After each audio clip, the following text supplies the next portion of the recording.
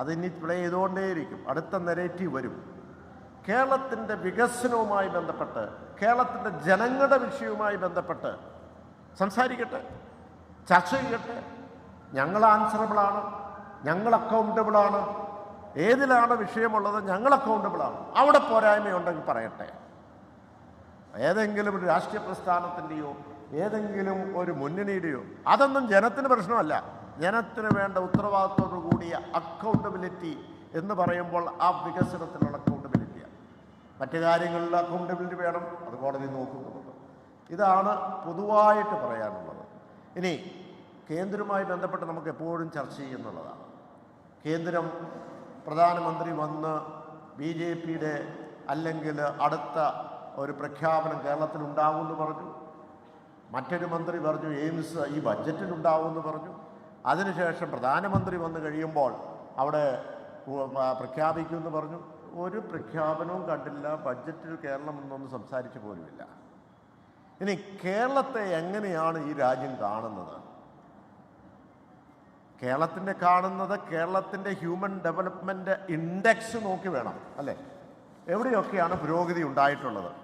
ഒരു ചെറിയൊരു ഉദാഹരണം എടുത്ത് നോക്കിയാൽ, നമ്മുടെ ഈ പറയുന്ന കുഞ്ഞുങ്ങൾ ജനിക്കുമ്പോൾ ശിശു മരണവുമായി ബന്ധപ്പെട്ട് അത് 5 പേരാണ്, 5% 100-ൽ. അത് അമേരിക്കയിൽ ഇതിനേക്കാൾ കൂടുതലാണ്, 5.5 ആണ് അപ്രോക്സിമേറ്റ് ഞാൻ പറയുക. അത് ഇന്ന് BJPയുടെ ഹെഡ്ക്വാർട്ടേഴ്സായ UPയിൽ 37 ആണ് മരണങ്ങളാണ്. പക്ഷെ അതേ സമയത്ത് തന്നെ നാഷണൽ ആവറേജ് എത്രയാണ്? 26 ആണ്. അപ്പം അവർ ഭരിക്കുന്നിടത്ത് ഈ ഹ്യൂമൻ ഇൻഡെക്സ് ഏറ്റവും മോശമായിട്ട് നിൽക്കുന്നു എന്നതാണ്. നിങ്ങൾ ഗൂഗിൾ എടുത്ത് നോക്കിക്കുക, എന്നിട്ട് ലീസ്റ്റ് ഡെവലപ്ഡ് സ്റ്റേറ്റ്സ് ഏതാണെന്ന് എടുത്ത് നോക്കുക. ഈ രാജ്യത്ത് BJP ഭരിക്കുന്ന 5 ലീസ്റ്റ് ഡെവലപ്ഡ്. അപ്പോൾ ഇത് നമ്മൾ നേടിയ നേട്ടങ്ങൾ എന്ന് പറയുന്നത് അതിനകത്ത് ഒത്തിരി അധ്വാനവും ഹാർഡ് വർക്കും അതിൻ്റെ പിന്നിൽ ഒത്തിരി സർക്കാരിൻ്റെയും ഉദ്യോഗസ്ഥരുടെയും ജനങ്ങളുടെയും എല്ലാവരുടെയും ഒരു ശ്രമമുള്ളത് കൊണ്ട് മാത്രമാണ്. അതുകൊണ്ട് നമുക്ക് ഈ ഓരോ തെരഞ്ഞെടുപ്പും വളരെ പ്രധാനപ്പെട്ടതാണ്. വിവാദങ്ങളുടെ പുറകെ അല്ല നമ്മൾ പോകേണ്ടത്, നമുക്ക് വികസനത്തിൻ്റെ പുറകെ പോകണം. അത് നമുക്ക് സംവാദം എപ്പോൾ വേണമെങ്കിലും നടത്താം. അതനുസരിച്ച് വേണം ഈ തെരഞ്ഞെടുപ്പിൻ്റെ ഫലവും വരാൻ. ആർക്കെങ്കിലും എന്തെല്ലാം ചോദ്യം ഉണ്ടെങ്കിൽ ചോദിക്കാം. ഞങ്ങൾക്ക് അടുത്തൊരു യോഗം കൊച്ചിയിലാണ്, ഒരു 3/4 മണിക്കൂർ എടുക്കും. അതുകൊണ്ടാണ്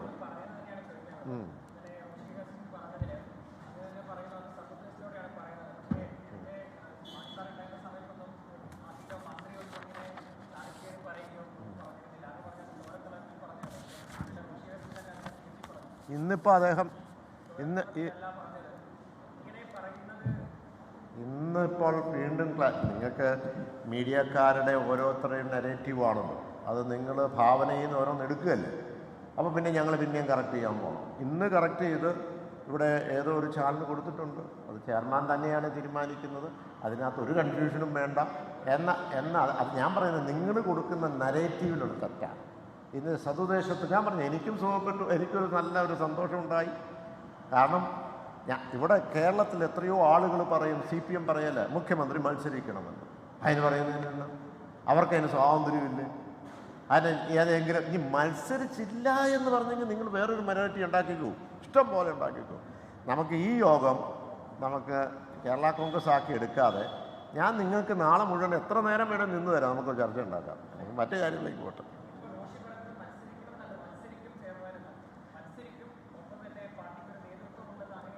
അങ്ങനെയല്ല പറഞ്ഞത്, പാർട്ടി തീരുമാനിക്കും എന്ന് പറഞ്ഞു, പാർട്ടി തീരുമാനിച്ചു എന്ന് പറഞ്ഞില്ല. അതിനകത്ത് വ്യത്യാസമുണ്ട്.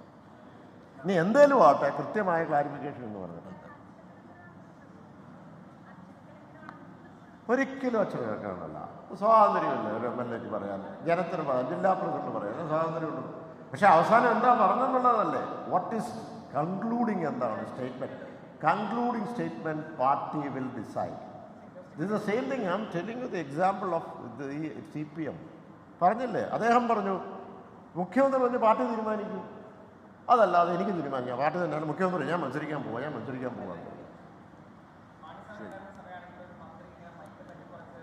മൈക്ക് ഒരിക്കലും തട്ടിപ്പറിച്ചില്ല. എൻ്റെ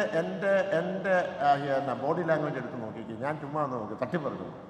ഞാൻ ചിരിച്ചുകൊണ്ടിരിക്കുന്നു. അദ്ദേഹം പറഞ്ഞു അങ്ങോട്ടും ഇങ്ങോട്ടും സഹോദര തുല്യമാണ് പറയും. അത് പറഞ്ഞോട്ടെ, അതിന് സ്വാതന്ത്ര്യം ഞാൻ അദ്ദേഹത്തിന് കൊടുത്തിട്ടുണ്ട്. അത്രേ ഉള്ളൂ.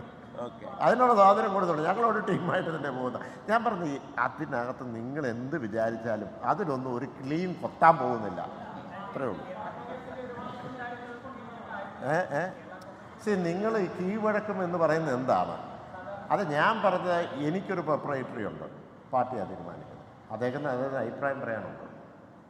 അതുകൊണ്ട് ഞാൻ പറഞ്ഞത് നിങ്ങൾ എന്ത് നെറേറ്റീവ് കൊണ്ടുവന്നാലും അവർ ക്ലീൻ കൊത്താൻ പോകുന്നില്ല.